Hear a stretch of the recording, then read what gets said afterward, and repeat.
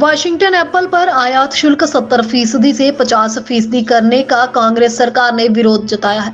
खुद हिमाचल के सीएम सुखविंदर सिंह सुक्खू ने इसे बागवानों के खिलाफ बताया और इससे हिमाचल के सेब के अस्तित्व पर खतरा करार दिया।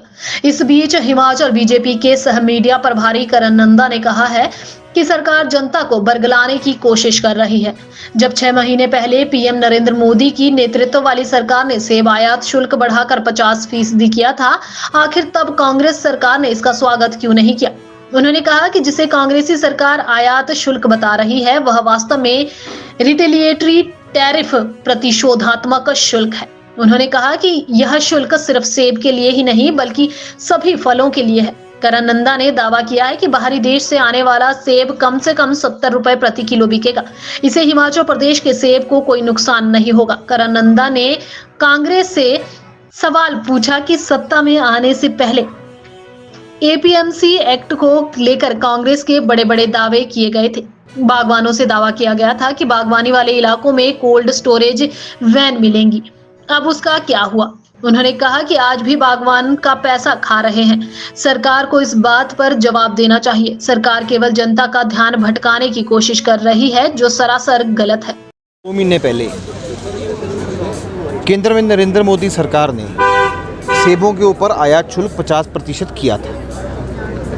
तो जब 50% किया था तब गवर्नमेंट ने किसी भी प्रकार का इसमें प्रतिक्रिया नहीं दी और इसका स्वागत नहीं किया। और उसके ऊपर जो है फ्रेट और टैरिफ जो है वो अलग से लगना है।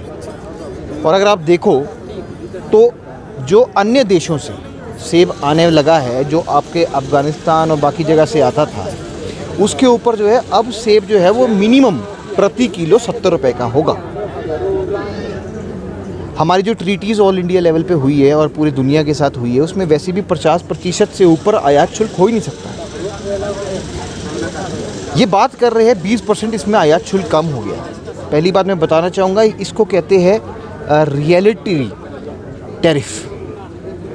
ये रियलिटी टैरिफ जो है वो 20% कम हुआ है, ना कि आयात शुल्क की बात करी है। आयात शुल्क में देखें तो ये पहले 70% लग रहा था और अगर 20% आप कम कर देंगे तो 50 ही लग रहा है। तो अन्य देशों को भी 50 ही लग रहा है। तो कांग्रेस सिर्फ इसका मुद्दा बना रही है। दूसरा मैं आपको बताना चाहूँगा, देखिए कि जिस प्रकार से सेब इंपोर्ट हो रहा है, सेब इंपोर्ट जो है वो रुकेगा नहीं। 50% अभी भी है, सभी देशों से 50% है और अभी भी चल रहा है। उसके ऊपर टैरिफ अलग है। मैं आज भी दावा करता हूँ कि केंद्र ने जो पहले भी नोटिफिकेशन निकाली थी और इस ऑर्डर के बाद भी आपका जो सेब है जो बाहर से आ रहा है वो 70 रुपये मिनिमम प्रति किलो कॉस्ट करेगा ही करेगा। ये हमारा दावा है।